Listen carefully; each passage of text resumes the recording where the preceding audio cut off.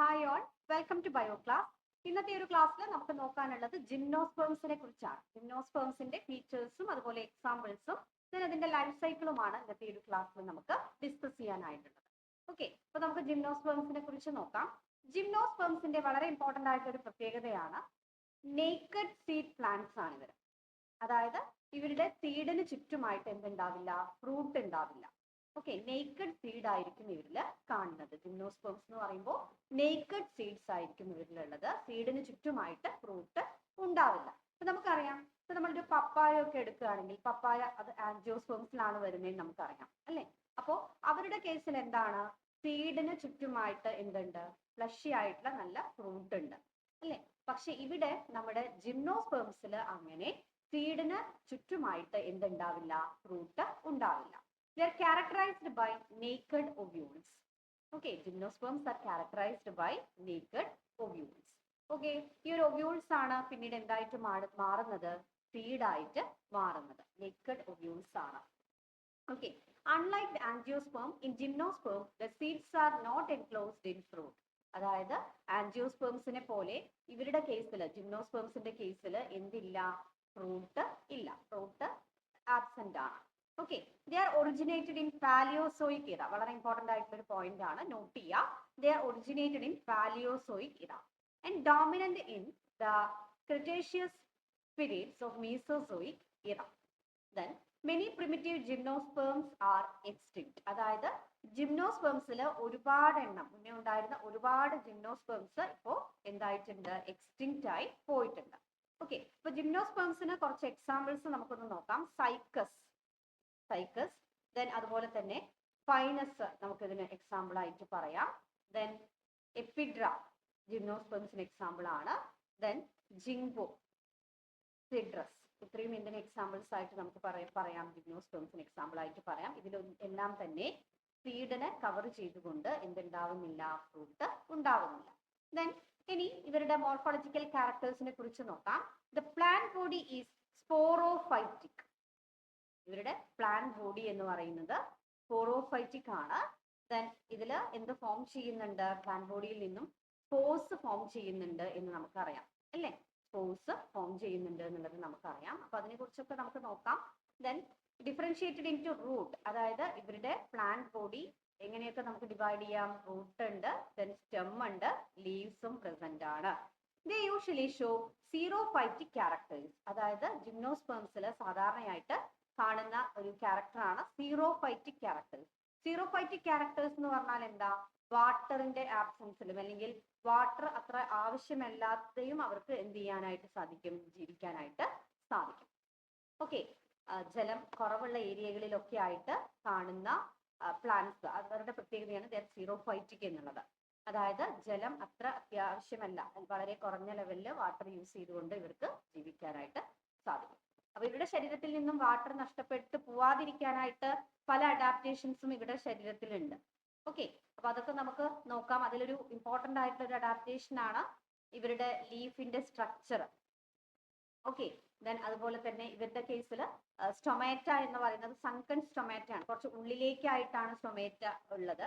അപ്പൊ അത് water loss എന്ത് ചെയ്യാനായിട്ട് സാധിക്കുന്നുണ്ട്, ഇത് പ്രിവെന്റ് ചെയ്യാനായിട്ട് സഹായിക്കുന്നുണ്ട്. അപ്പോൾ സീറോഫൈറ്റിക് ക്യാരക്ടേഴ്സ് ഇവ കാണിക്കുന്നുണ്ട്. സീറോഫൈറ്റിക് ക്യാരക്ടേഴ്സ് കാണിക്കുന്നു എന്നുള്ളത് കൊണ്ട് ഉദ്ദേശിക്കുന്നത് എന്താണ്, ഇവർക്ക് ജലത്തിന്റെ കുറവ് ഉള്ള ഏരിയകളിലും ഇവർക്ക് സർവൈവ് ചെയ്യാനായിട്ട് സാധിക്കും. Then the root show symbiotic association with blue-green algae and coralloid root in cycas. അതായത് ഇവരുടെ റൂട്ടില് സിംബയോട്ടിക് അസോസിയേഷൻ കാണാനായിട്ട് സാധിക്കും. സിംബയോട്ടിക് അസോസിയേഷൻ എന്ന് പറഞ്ഞാൽ എന്താ, ഇവരുടെ സിംബയോട്ടിക് അസോസിയേഷൻ എന്ന് പറഞ്ഞാൽ ഇവരുടെ റൂട്ടിന്റെ, ഇവരുടെ വേരുകളും അതുപോലെ തന്നെ ഫംഗസും തമ്മിലൊരു അസോസിയേഷൻ ഉണ്ട്. മെയിൻ ആയിട്ട് നമുക്ക് പൈൻ മരങ്ങളിലൊക്കെ ഇത് കാണാനായിട്ട് സാധിക്കും. ഇവരുടെ വേരുകളും അതുപോലെ തന്നെ ഫംഗസും തമ്മിലൊരു അസോസിയേഷൻ ഉണ്ട്. ഈ ഒരു അസോസിയേഷനെ നമുക്ക് എന്ത് പറയാം, മൈക്കോറൈസ എന്ന് പറയാം അല്ലെ. മൈക്കോറൈസ വളരെ ഇമ്പോർട്ടന്റ് ആണ്. മൈക്കോറൈസ എന്ന് പറഞ്ഞാൽ എന്താ, വേരുകളും സസ്യങ്ങളുടെ വേരുകളും അതുപോലെ തന്നെ ഫംഗസും തമ്മിലുള്ള ഒരു സിംബയോട്ടിക് റിലേഷൻഷിപ്പ് ആണ് മൈക്കോറൈസ എന്ന് പറയുന്നത്. ഈ ഒരു റിലേഷൻഷിപ്പിൽ രണ്ടു പേർക്കും ഗുണമാണുള്ളത്.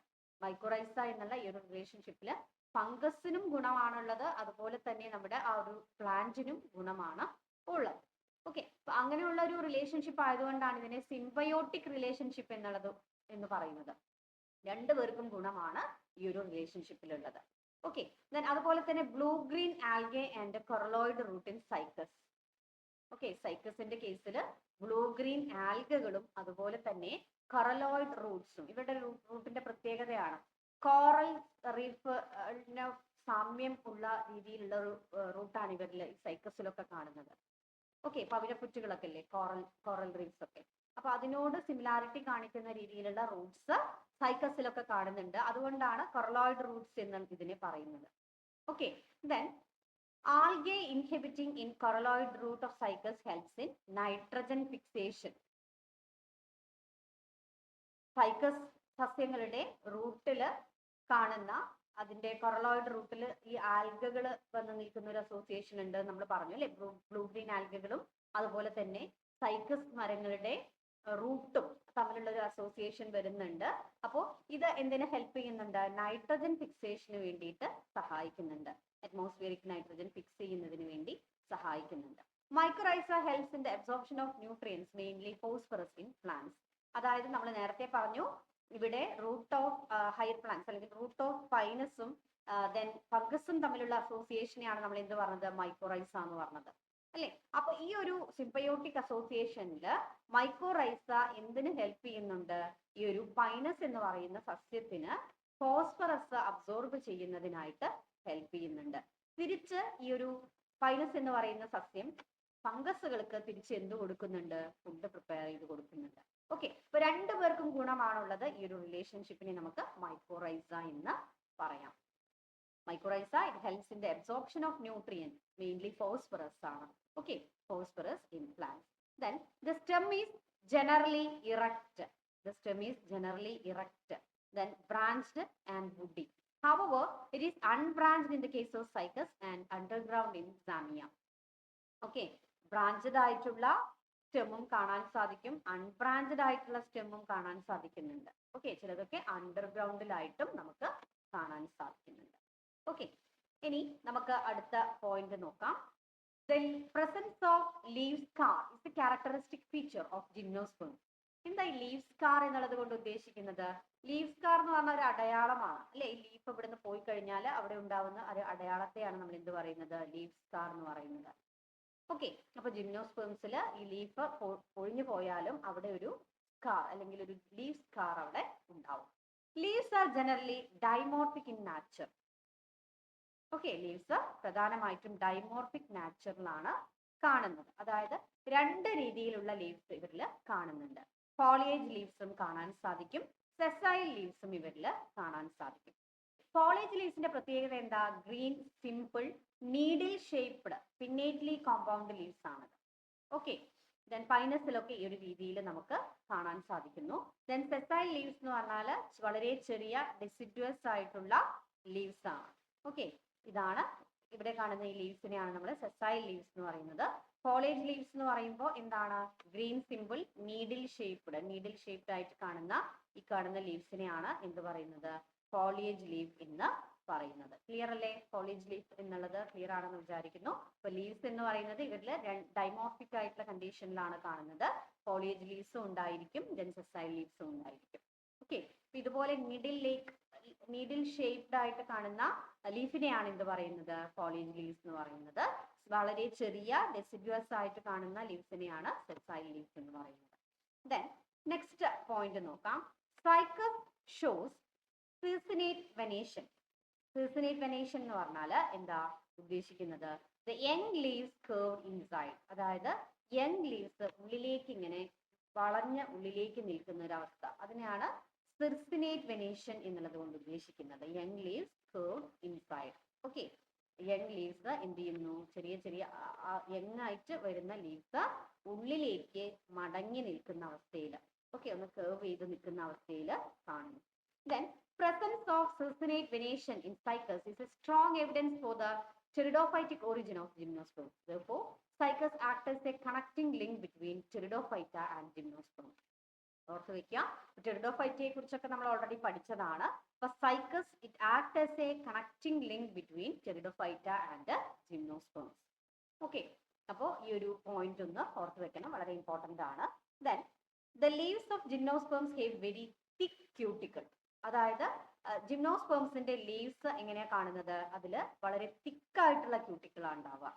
ഓക്കെ, ജിംനോസ്പേംസിന്റെ ക്യൂട്ടിക്കിൾ എന്ന് പറയുന്നത് അതിന്റെ ലീവ്സിൽ കാണുന്ന കവറിങ്ങിൽ ഏറ്റവും പുറമേയായിട്ട് ക്യൂട്ടിക്കിൾ ഉണ്ടാവും. അത് നല്ല കട്ടിയുള്ള തിക്ക് ക്യൂട്ടിക്കിൾ ആയിരിക്കും. ഓക്കെ, വാട്ടർ ലോസ്, അത് ആ പ്ലാന്റ് ബോഡിയിൽ നിന്നും വാട്ടർ ലോസ് പ്രിവെന്റ് ചെയ്യാനായിട്ട് ഇത് ഹെൽപ്പ് ചെയ്യുന്നു. അതുപോലെ തന്നെ മറ്റൊരു കാര്യമാണ് സങ്കൺ സ്റ്റൊമാറ്റ. അതായത് പുറമേക്കായിട്ടുള്ള സ്റ്റൊമാറ്റ അല്ല ഇവരിൽ കാണുന്നത്, കുറച്ചുകൂടി അകത്തേക്കായിട്ടാണ് സ്റ്റൊമാറ്റ അറേഞ്ച് ചെയ്തിട്ടുള്ളത്. ഓക്കെ, ഇതും എന്തിനു സഹായിക്കുന്നുണ്ട്, വാട്ടർ ലോസ് പ്രിവെന്റ് ചെയ്യുന്നുണ്ട്. Both indicating the xerophytic characters. Okay, ഇത് രണ്ടും സീറോഫൈറ്റിക് ക്യാരക്ടേഴ്സ് ആയിട്ട് നമുക്ക് പറയാം. ജിംനോസ്പേംസിലെ സീറോഫൈറ്റിക് ക്യാരക്ടേഴ്സ് എന്ന് പറയുന്നത് ഏതൊക്കെയാണ്, തിക്ക് ക്യൂട്ടിക്കിൾ, സങ്കൺ സ്റ്റൊമാറ്റ. ഓക്കെ, അപ്പൊ ഇത് രണ്ടും ഒരു പ്ലാന്റ് ബോഡിയിൽ നിന്നുള്ള വാട്ടർ ലോസ് പ്രിവെന്റ് ചെയ്യാനായിട്ട് ഹെൽപ്പ് ചെയ്യുന്നു. Okay, mesophyll in the leaves usually differentiated into palisade and the spongy tissues in cycles, but is undifferentiated in pine. Gymnosperm possess well-developed vascular system. Well-developed vascular system നമുക്ക് ജിംനോസ്പേംസിൽ കാണാൻ സാധിക്കും. Then tanniferous cells are present in the cortex region. Tanniferous cells എന്ന് പറഞ്ഞാൽ എന്താ, tannins produce ചെയ്യുന്ന cells ആണ്. Okay, അപ്പൊ ടാനിഫറസ് cells എന്ന് പറഞ്ഞാൽ ടാനിൻസ് പ്രൊഡ്യൂസ് ചെയ്യുന്ന സെൽസ് ആണ്. ഈ ഒരു ടാനിഫറസ് സെൽസിനെ നമുക്ക് കോർട്ടെക്സ് റീജിയനിലായിട്ട് നമുക്ക് കാണാനായിട്ട് സാധിക്കുന്നു. ഓക്കെ, ഇനി അടുത്തതായിട്ട് നമുക്ക് നോക്കാനുള്ളത് ജിംനോസ്പേംസിന്റെ ലൈഫ് സൈക്കിളിനെ കുറിച്ചാണ്. ജിംനോസ്പേംസ് ദേ ആർ ഹെറ്ററോസ്പോറസ് അല്ലേ. ജിംനോസ്പേംസ് എന്ന് പറഞ്ഞാല് ജിംനോസ്പേംസിൽ അതിൽ എന്ത് ഫോം ചെയ്യുന്നുണ്ട്, സ്പോർസ് ഫോം ചെയ്യുന്നുണ്ട് എന്ന് നമുക്കറിയാം. ഓക്കെ, പക്ഷെ ഈ സ്പോർസിന്റെ പ്രത്യേകത എന്താ, ഹെറ്ററോസ്പോറസ് ആണ്. പല സൈസിലുള്ള, പല തരത്തിലുള്ള, പല ഡിഫറെന്റ് ടൈപ്സ് ഓഫ് സ്പോർസ് ആണ് ജിംനോസ്പേംസിൽ പ്രൊഡ്യൂസ് ചെയ്യുന്നത്. ദേ produce haploid microspores and megaspores. അതായത് ഹാപ്ലോയിഡ് ആയിട്ടുള്ള മൈക്രോസ്പോർസും പ്രൊഡ്യൂസ് ചെയ്യുന്നുണ്ട്, മെഗാസ്പോർസും പ്രൊഡ്യൂസ് ചെയ്യുന്നുണ്ട്. ഓക്കെ, അതിൽ മെയിൽ കോൺ ആണ് മൈക്രോസ്പോർസ് പ്രൊഡ്യൂസ് ചെയ്യുന്നത്. അതാണ് പിന്നീട് പോളൻ ഗ്രെയിൻസ് ആയിട്ട് മാറുന്നത്. ഓക്കെ, ഫീമെയിൽ കോൺ എന്ത് പ്രൊഡ്യൂസ് ചെയ്യുന്നു, മെഗാസ്പോർസ് പ്രൊഡ്യൂസ് ചെയ്യുന്നു. Okay, female cone megaspores produce ചെയ്യുന്നു. ഒരിക്കൽ കൂടി പറയാം, ജിംനോസ്പേംസിന്റെ പ്രത്യേകത ദേ ആർ ഹെറ്ററോസ്പോറസ്. പല സൈസിലുള്ള വ്യത്യസ്തങ്ങളായിട്ടുള്ള സ്പോർസ് ആണ് ഇവരിൽ ഉണ്ടാവുന്നത്. ഓക്കെ, അപ്പൊ ഇവരുടെ കേസിൽ മെയിൽ ആണെങ്കിൽ മൈക്രോസ്പോർസ് ആണ് പ്രൊഡ്യൂസ് ചെയ്യുക, ഫീമെയിൽ ആണെങ്കിൽ മെഗാസ്പോർസ് ആണ് പ്രൊഡ്യൂസ് ചെയ്യുക. ഓക്കെ, ഫീമെയിൽ കോൺ മെഗാസ്പോർസ് ആണ് ഫീമെയിൽ കോണിനകത്ത് ഉണ്ടാവുന്നത്. Some leaves are modified into sporophyll. Okay, അതായത് ഇവരുടെ കേസിൽ, ജിംനോസ്പേംസിന്റെ കേസിൽ ലീവ്സ് എന്തായിട്ട് മോഡിഫൈ ചെയ്യുന്നു, സ്പോറോഫിൽസ് ആയിട്ട് മോഡിഫൈ ചെയ്യുന്നു. എന്താ ഈ സ്പോറോഫിൽസ് എന്ന് പറഞ്ഞാല്, സ്പോറോഫിൽസ് എന്ന് പറഞ്ഞാല് ഇത്രയേ ഉള്ളൂ. ഇതൊരു കോണാണ്, ഇത് മെയിൽ കോണാണ്. ഓക്കെ, ഇതൊരു സൈക്കസിന്റെ മെയിൽ കോണാണ് ഈ കാണിച്ചിട്ടുള്ളത്. ഓക്കെ, ഇതിൽ ഈ ഓരോന്നിനെയും പറയുന്ന പേരാണ് സ്പോറോഫിൽ. ഓക്കെ, അപ്പോ ഇവരുടെ കേസിൽ ചില ലീവ്സ് എന്തായിട്ട് ഫോം ചെയ്യുന്നുണ്ട്, സ്പോറോഫിൽസ് ആയിട്ട് ഫോം ചെയ്യുന്നുണ്ട്.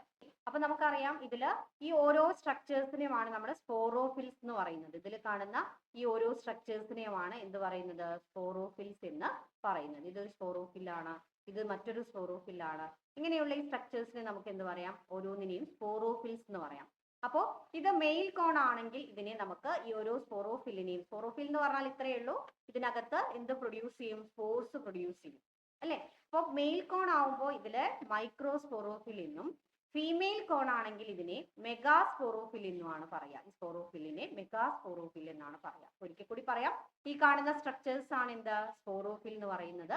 മെയിൽ കോണില് ഈ ഒരു സ്പോറോഫിലിനെ നമുക്ക് മൈക്രോസ്പോറോഫിൽ എന്ന് പറയാം.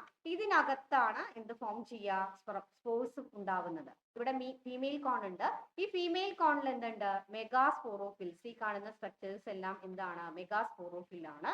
ഇതിനകത്ത് എന്ത് ഫോം ചെയ്യുന്നു, മെഗാസ്പൊറാഞ്ചിയം ഉണ്ട്. ഇതിനകത്ത് എന്ത് ഫോം ചെയ്യും, മെഗാസ്പോർ ഫോം ചെയ്യും. അപ്പൊ അതിനെ കുറിച്ച് നമുക്ക് നോക്കാം. അപ്പൊ ഇത്രയും മനസ്സിലാക്കുക. സ്പോറോഫിൽസ് എന്ന് പറഞ്ഞു കഴിഞ്ഞാൽ ഏതാ സ്ട്രക്ചേഴ്സ് വരുന്നത്, ഈ കാണുന്ന സ്ട്രക്ചേഴ്സിനെയാണ് നമ്മൾ സ്പോറോഫിൽ എന്ന് പറയുന്നത്. ഓക്കെ, ഇത് മെയിലിലാണെങ്കിൽ അതിനെ മൈക്രോസ്പോറോഫിൽ എന്ന് പറയും, ഫീമെയിലാണെങ്കിൽ അതിനെ മെഗാസ്പോറോഫിൽ എന്ന് പറയും. ഇത്രയും ക്ലിയർ ആണല്ലോ. ഇതിനകത്താണ് എന്ത് ഫോം ചെയ്യുക, സ്പോർസ് ഫോം ചെയ്യുക. Okay, the sporophylls are of two types, microsporophyll and megasporophyll. ഇനി അടുത്തതായി നമുക്ക് മൈക്രോസ്പോറോഫിൽസിനെ കുറിച്ച് നോക്കാം. അപ്പൊ മൈക്രോസ്പോറോഫിൽസ് എന്ന് പറയുന്ന സ്ട്രക്ചേഴ്സ് ഏതാ വരുന്നത്? ഈ കാണുന്ന സ്ട്രക്ചേഴ്സ് ആണ് മൈക്രോസ്പോറോഫിൽസ് എന്ന് പറയുന്നത് അല്ലെ. ഇതിൽ ധാരാളം മൈക്രോസ്പോറോഫിൽസ് പ്രസന്റ് ആണ്. ഇത് ഫീമെയിൽ കോണിലാണെങ്കിൽ നമ്മൾ അതിനെ മെഗാസ്പോറോഫിൽ എന്നാ പറയാം. അതിനെ കുറിച്ച് നമുക്ക് പിന്നീട് നോക്കാം. അപ്പൊ microsporophylls they are arranged to male strobili and they bear microsporangia. Okay, ഇതിനകത്ത് microsporangia ഉണ്ട്. Then the microspores develop into male gametophyte and it is highly reduced and confined to only a limited number of cells, and this gametophyte is called as pollen grain. അപ്പോൾ ഇത്രയേ ഉള്ളൂ. ഈ ഒരു മൈക്രോസ്പോറോഫിലിനകത്ത് microsporangia ഉണ്ട്. Then microsporangia it contain microspore mother cells. ധാരാളം microspore mother cells നമുക്ക് ഇതിൽ കാണാൻ സാധിക്കും. ഓക്കെ, ഈ മൈക്രോസ്പോർ മദർ സെൽസിന് മിയോട്ടിക് ഡിവിഷൻ നടക്കും. മിയോട്ടിക് ഡിവിഷൻ നടന്നിട്ട് അത് മെയിൽ ഗാമിറ്റോഫൈറ്റ് ആയിട്ട് മാറും, അഥവാ പോളൻ ഗ്രെയിൻസ് ആയിട്ട് മാറും. ഇത്രയേ ഉള്ളൂ. മൈക്രോസ്പോറോഫിൽ എന്ന് പറയുന്ന സ്ട്രക്ചർ ആണ് ഇത് നമ്മൾ കണ്ടത്. ഇതിനകത്ത് എന്തുണ്ട്? മൈക്രോസ്പൊറാഞ്ചിയ പ്രസന്റ് ആണ്. Microsporangia it contain microspore mother cells. ഈ മൈക്രോസ്പോർ മദർ സെൽസ് ആണ് പിന്നീട് എന്തായിട്ട് മാറുന്നത്? മിയോസിസ് ഒക്കെ നടന്ന് അത് പോളൻ ഗ്രെയിൻ ആയിട്ട് മാറുന്നത്. ഈ പോളൻ ഗ്രെയിൻ ആണ് മെയിൽ ഗാമിറ്റോഫൈറ്റ് ആയിട്ട് ഉള്ളത്. ഇത്രയും ക്ലിയർ ആണല്ലോ. ഇനി അടുത്തതായി നമുക്ക് മെഗാസ്പോറോഫിൽസിനെ കുറിച്ച് നോക്കാം. മെഗാസ്പോറോഫിൽസ് എന്ന് പറയുന്ന സ്ട്രക്ചർ ഏതായിരുന്നു? ഈ കാണുന്ന ഈ സ്ട്രക്ചേഴ്സ് ആണ് അല്ലെ, ഈ നീഡിൽ ലൈക്ക് സ്ട്രക്ചേഴ്സ് ആണ് മെഗാസ്പോറോഫിൽ എന്ന് പറയുന്നത്. ദേ ബിയർ മെഗാസ്പൊറാഞ്ചിയ. ഓക്കെ, ദേ ബിയർ മെഗാസ്പൊറാഞ്ചിയ. മെഗാസ്പൊറാഞ്ചിയ ഉണ്ടായിരിക്കും. ഇതിനകത്ത് മെഗാസ്പോർ മദർ സെല്ല് പ്രസന്റ് ആയിരിക്കും. നേരത്തെ നമ്മൾ പറഞ്ഞില്ലേ മൈക്രോസ്പോർ മദർ സെൽസ് ഉണ്ട്, അത് പോളൻ ഗ്രെയിൻസ് ആയിട്ട് മാറുന്നു പറഞ്ഞില്ലേ. ഇവിടെ ഫീമെയിൽ കോണിന്റെ കേസിൽ എന്താ ഉണ്ടാവുക? മെഗാസ്പൊറാഞ്ചിയയില് മെഗാസ്പോർ മദർ സെല്ല് ഉണ്ടാവും, ഒരൊറ്റ ഒന്നേ ഉണ്ടാവും. Okay, megaspore mother cell present ആയിരിക്കും. The megaspore mother cell is differentiated from a cell of the nucellus. Okay, അപ്പോ ഈ ഒരു മെഗാസ്പോർ മദർ സെല്ല്, ഒരൊറ്റ മെഗാസ്പോർ മദർ സെല്ലേ ഉണ്ടാവൂ. നമ്മുടെ മെയിലിൽ കാണുന്നത് പോലെ ധാരാളം മൈക്രോസ്പോർ മദർ സെൽസ് ഒരുപാട് എണ്ണം ഉണ്ട് അല്ലെ മെയിലില്. പക്ഷെ ഇവിടെ ഫീമെയിൽ കോണാകുമ്പോൾ ഇതിലൊരൊറ്റ മെഗാസ്പോർ മദർ സെല്ലേ ഉണ്ടാവൂ. അത് മിയോട്ടിക് ഡിവിഷൻ നടന്ന് 4 മെഗാസ്പോർസ് ആയിട്ട് മാറും. ഓക്കെ, അതിലെ 3 എണ്ണം ഡീജനറേറ്റ് ചെയ്തു പോകും. ഈ 4 എണ്ണത്തില് 3 എണ്ണം ഡീജനറേറ്റ് ചെയ്തു പോകും. ഒരെണ്ണം മാത്രമേ അവിടെ ഉണ്ടാവൂ. ഓക്കെ, ഒരെണ്ണം മാത്രമേ ഫങ്ഷണൽ ആയിട്ട് വരുന്നുള്ളൂ. അതാണ് ഫീമെയിൽ ഗാമിറ്റോഫൈറ്റ് ആയിട്ട് മാറുന്നത്. ഓക്കെ, അപ്പൊ അതിനെ കുറിച്ച് നമുക്ക് നോക്കാം. ഇത്രയും മനസ്സിലാക്കാം. നമ്മുടെ ഫീമെയിൽ കോൺ എന്ന് പറയുമ്പോൾ അതിൽ മെഗാസ്പോറോഫിൽസ് ഉണ്ട്. ഈ മെഗാസ്പോറോഫിൽസിനകത്ത് മെഗാസ്പൊറാഞ്ചിയം പ്രസന്റ് ആണ്. മെഗാസ്പൊറാഞ്ചിയത്തിനകത്ത് ഒരൊറ്റ മെഗാസ്പോർ മദർ സെൽ ഉണ്ടായിരിക്കും. അതിന് മിയോട്ടിക് ഡിവിഷൻ നടന്ന് 4 മെഗാസ്പോർസ് ആയിട്ട് മാറും. അതിൽ 3 എണ്ണം ഡീജനറേറ്റ് ചെയ്യുന്നു, ഒരെണ്ണം മാത്രം ഫങ്ഷണൽ മെഗാസ്പോർ ആയിട്ട് നിലനിൽക്കും. ഓക്കെ ആണല്ലോ. ഇനി നമുക്കിതിന്റെ ഫെർട്ടിലൈസേഷൻ എങ്ങനെയാന്നുള്ളത് ജസ്റ്റ് ഒന്ന് പറയാം. ഓക്കെ, അപ്പോ ഈ നമ്മൾ നേരത്തെ പറഞ്ഞില്ലേ പോളൻ ഗ്രെയിൻസ് ഫോം ചെയ്യുന്നു എന്ന് പറഞ്ഞില്ലേ. ഈ പോളൻ ഗ്രെയിൻസ് നമ്മുടെ ഓവവുമായിട്ട് ഫ്യൂസ് ചെയ്യാനായിട്ട് എത്തുന്നത് വിൻഡിന്റെ സഹായത്താലാണ്. ഓക്കെ, വിൻഡിന്റെ സഹായത്താലാണ് ഇവിടെ പോളിനേഷൻ നടക്കുന്നത്. അപ്പോ നമുക്ക് ഇവിടെ ഒരു ലൈഫ് സൈക്കിളിനെ കുറിച്ച് അടുത്തതായിട്ട് പഠിക്കാനുണ്ട്. ലൈഫ് സൈക്കിൾ ഒന്ന് നോക്കാം. Life cycle of gymnosperms. Okay, അപ്പോ ഇതൊരു പ്ലാന്റ് ആണ്. ജിംനോസ്പേമിന്റെ ഒരു മെച്ചുവർ ആയിട്ടുള്ള ഒരു പ്ലാന്റ് ആണ്. ഇതിൽ തന്നെ എന്തുണ്ടാവുന്നുണ്ട്? ഒരു പ്ലാന്റിൽ തന്നെ ചില കേസിൽ ഒരു പ്ലാന്റിൽ തന്നെ മെയിൽ കോണും ഫീമെയിൽ കോണും ഉണ്ടാവും. ചിലതിൽ വേറെ വേറെ വ്യത്യസ്ത സസ്യങ്ങളിലായിട്ട് അല്ലെങ്കിൽ വ്യത്യസ്ത പ്ലാന്റുകളിലായിട്ട് മെയിലും ഫീമെയിലും കാണാൻ സാധിക്കും. പക്ഷെ ഇവിടെ നമ്മൾ നോക്കുന്നത് എങ്ങനെയാ? ഇതിൽ തന്നെ മെയിൽ കോണം അതുപോലെ ഫീമെയിൽ കോണം ഉണ്ടാവുന്നുണ്ട്. ഓക്കെ, അപ്പൊ ഇത് മെയിൽ കോണാണ്, ദെൻ ഇത് ഫീമെയിൽ കോണാണ്. ഓക്കെ, നമ്മൾ നേരത്തെ പറഞ്ഞു ഇതിൽ ഓരോന്നിനെയും നമ്മൾ മെയിൽ കോണിന്റെ ഓരോന്നിനെയും നമ്മൾ മൈക്രോസ്പോറോഫിൽ എന്ന് പറഞ്ഞു. മൈക്രോസ്പോറോഫിലിന്റെ അകത്തായിട്ട് എന്തുണ്ട്? മൈക്രോസ്പൊറാഞ്ചിയ പ്രസന്റ് ആണ്. ഈ മൈക്രോസ്പൊറാഞ്ചിയയുടെ അകത്തായിട്ട് എന്തുണ്ട്? ധാരാളം മൈക്രോസ്പോർ മദർ സെൽസ് ഉണ്ട് അല്ലെ, ധാരാളം മൈക്രോസ്പോർ മദർ സെൽസ് ഉണ്ട്. അതാണ് ഇവിടെ ഈ ഒരു ഡയഗ്രത്തിൽ കാണിച്ചിട്ടുള്ളത്. ഇതിനകത്ത് നിങ്ങൾക്ക് ധാരാളം മൈക്രോസ്പോർ മദർ സെൽസ് ഇവിടെ ഇങ്ങനെ ഡോട്ട് ഡോട്ട് ആയിട്ട് കാണാൻ സാധിക്കും. ഈ മൈക്രോസ്പോർ മദർ സെൽസിന് മിയോസിസ് നടക്കും. എന്താ നടക്കുന്നത്? മിയോസിസ് ആണ് അല്ലെ. മിയോട്ടിക് ഡിവിഷൻ നടന്നിട്ട് അത് മൈക്രോസ്പോർസ് ആയിട്ട് മാറും, അഥവാ അത് എന്തായിട്ട് മാറും? പോളൻ ഗ്രെയിൻസ് ആയിട്ട് മാറും. ഓക്കെ, അപ്പൊ ഈ പോളൻ ഗ്രെയിൻസ് ആണ് മെയിൽ ഗാമിറ്റോഫൈറ്റ് എന്ന് പറയുന്നത്. ഇത് ഇവിടെ നിൽക്കട്ടെ. ഓക്കെ, ഇനി നമുക്ക് ഫീമെയിലിന്റെ കേസ് ഒന്ന് നോക്കാം. ഫീമെയിൽ കോൺ ആണെങ്കിൽ അതിൽ മെഗാസ്പോറോഫിൽ ആണ് ഉണ്ടാവുക എന്ന് നമുക്കറിയാം. ഈ മെഗാസ്പോറോഫിലിനകത്ത് മെഗാസ്പൊറാഞ്ചിയം പ്രസന്റ് ആണ്. ഓക്കെ, എന്തുണ്ട്? മെഗാസ്പൊറാഞ്ചിയം പ്രസന്റ് ആണ്. ഓക്കെ, ഈ മെഗാസ്പോറാഞ്ചിയത്തിനകത്തായിട്ട് ഒരു മെഗാസ്പോർ മദർ സെൽ ഉണ്ട്. ഓക്കെ, മെഗാസ്പോർ മദർ സെല്ലിന് മ്യൂസിസ് നടന്ന് 4 മെഗാസ്പോർസ് ഇവിടെ ഫോം ചെയ്യും. പക്ഷെ 3 ഡീജനറേറ്റ് ചെയ്ത് പോയിട്ട് ഒരെണ്ണം മാത്രം എന്താവും? ഫങ്ഷണൽ മെഗാസ്പോർ ആയിട്ട് നിലനിൽക്കും. ഓക്കെ, ഈ ഫങ്ഷണൽ മെഗാസ്പോർ ആണ് പിന്നീട് ഫീമെയിൽ ഗാമിറ്റോഫൈറ്റ് ആയിട്ട് മാറുന്നത്. അപ്പൊ ഈ ഒരു ഫീമെയിൽ ഗാമിറ്റോഫൈറ്റിന് സെൽ ഡിഫറൻഷിയേഷൻ ഒക്കെ നടന്നിട്ട് ഇവിടെ ആർക്കിഗോണിയം ഫോം ചെയ്യും. ആർക്കിഗോണിയത്തിനകത്താണ് എന്തുള്ളത്? എഗ് സെല്ല് ഉള്ളത്. ഇതിനകത്ത് ആർക്കിഗോണിയത്തിനകത്ത് ചെറിയ ഡോട്ട് ആയിട്ട് നമുക്ക് ഇവിടെ എഗ് സെല്ല് കാണാൻ സാധിക്കും. ഓക്കെ, അപ്പൊ ഇവിടെ എന്തുണ്ടായി? എഗ് സെല്ല് ഉണ്ടായി. അപ്പൊ ഇവിടെ പോളൻ ഗ്രെയിൻസിന്റെ കാര്യം നമ്മൾ ഓൾറെഡി ഡിസ്കസ് ചെയ്തതാണ്. പോളൻ ഗ്രെയിൻസ് ഇവിടെ ഫോം ചെയ്തിട്ടുണ്ട്. പോളിനേഷൻ നടക്കുന്നത് വിൻഡിന്റെ സഹായത്താലാണ് നമ്മൾ പറഞ്ഞു അല്ലെ. അപ്പൊ വിൻഡിന്റെ സഹായത്താൽ ഈ പോളൻ ഗ്രെയിൻസ് എവിടെ എത്തും? നമ്മുടെ ഈ ഒരു ആർക്കിഗോണിയത്തിൽ എത്തും അല്ലെ. പോളൻ ഗ്രെയിൻസ് എന്ന് പറയുന്നത് നമ്മുടെ സ്പേം ആണ് അല്ലെ, മെയിൽ ഗാമിറ്റോഫൈറ്റ് ആണ്. ഇത് ഈ മൈക്രോപൈൽ എന്ന് പറയുന്ന ഈ റീജിയനിലൂടെ എൻറ്റർ ചെയ്തിട്ട് എങ്ങോട്ടേക്ക് എത്തും? ആർക്കിഗോണിയത്തിൽ എത്തും. ആർക്കിഗോണിയത്തിന്റെ ഉള്ളിലേക്ക് പോയി ഇതിനകത്തുള്ള എഗ്ഗുമായിട്ട് ഫ്യൂസ് ചെയ്യും. ആ ഒരു പ്രോസസ്സിനെ നമുക്ക് ഫെർട്ടിലൈസേഷൻ എന്ന് പറയാം. അതിന്റെ ഫലമായിട്ട് എന്ത് ഫോം ചെയ്യും? സൈഗോട്ട് ഫോം ചെയ്യും. ഓക്കെ, ഈ സൈഗോട്ട് പിന്നീട് എന്തായിട്ട് മാറും? ഒരു എംബ്രിയോ ആയിട്ട് ഡെവലപ്പ് ചെയ്യും. പിന്നീട് അതിന് ഒരുപാട് മാറ്റങ്ങളൊക്കെ വന്ന് ഡെവലപ്മെന്റ്സ് ഒക്കെ നടന്നിട്ട് അതൊരു മെച്യൂർ ആയിട്ടുള്ള പ്ലാന്റ് ആയിട്ട് മാറും. ഇങ്ങനെയാണ് എന്ത് നടക്കുന്നത്? ഈ ഒരു ജിംനോസ്പെർമ്സില് ലൈഫ് സൈക്കിള് നടക്കുന്നത്. ഓക്കെ ആണല്ലോ. അപ്പൊ ഇവിടെ പോളിനേഷൻ നടക്കുന്നത് എന്തിന്റെ സഹായത്താലാണ്? വിൻഡിന്റെ സഹായത്താലാണ്. ആ ഒരു കാര്യം കൂടി ഒന്ന് നോട്ട് ചെയ്യാം. The pollen grains is released from the microsporangium. അല്ലെ, മൈക്രോസ്പൊറാഞ്ചിയത്തിന്റെ അകത്താണ് എന്തുള്ളത്? മൈക്രോസ്പോർ മദർ സെൽസ് ഉള്ളത്. അതിന് മിയോസിസ് നടന്ന് എന്തായിട്ട് മാറും? അത് പോളൻ ഗ്രെയിൻസ് ആയിട്ട് മാറും അല്ലെ. ആ പോളൻ ഗ്രെയിൻസ് റിലീസ് ചെയ്യുന്നു. അത് ആരുമായിട്ട് കോണ്ടാക്ട് ചെയ്യുന്നു? ഒവ്യൂളുമായിട്ട് അല്ലെ. അത് it is carried by wind come in contact with the opening of the ovules. ഒവ്യൂളിന്റെ ഓപ്പണിംഗ് അവിടെ മൈക്രോപൈൽ റീജിയൻ എന്ന് പറയാം. അതിലൂടെ എൻറ്റർ ചെയ്ത് പോയി ആർക്കിഗോണിയത്തിലേക്ക് എൻറ്റർ ചെയ്ത് അതിനകത്തുള്ള എഗ്ഗുമായിട്ട് ഫ്യൂസ് ചെയ്ത് എന്ത് ഫോം ചെയ്യും? സൈഗോട്ട് ഫോം ചെയ്യും. ഓക്കെ, അപ്പൊ ഈ ഒരു പ്രോസസ്സിനെ ഫെർട്ടിലൈസേഷൻ എന്ന് പറയാം. The male gamete moves towards the archegonium in the ovules and discharges the gametes near the mouth of the archegonium.